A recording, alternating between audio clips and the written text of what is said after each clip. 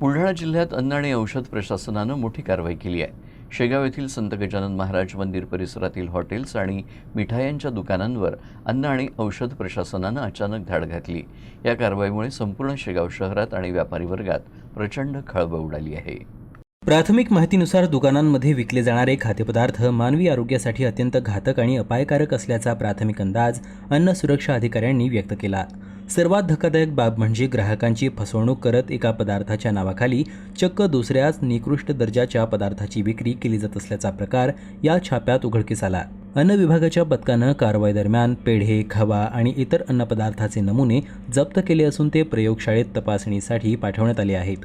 नियमांचं सर्रास उल्लंघन करणे आणि आवश्यक कागदपत्रांची पूर्तता न केल्यामुळे संबंधित हॉटेल चालकांवर कडक कायदेशीर कारवाईची प्रक्रिया सुरू करण्यात आली आहे. लाखो भाविकांचे श्रद्धास्थान असलेल्या शेगाव नगरीत भाविकांच्या आरोग्याशी खेळणाऱ्या अशा भेसळखोरांवर आता नेमकी काय कारवाई होते याकडे सर्वांचं लक्ष लागलं आहे. अन्नपदार्थाचं खरं स्वरूप ग्राहकांना उघड करून विक्री करावी.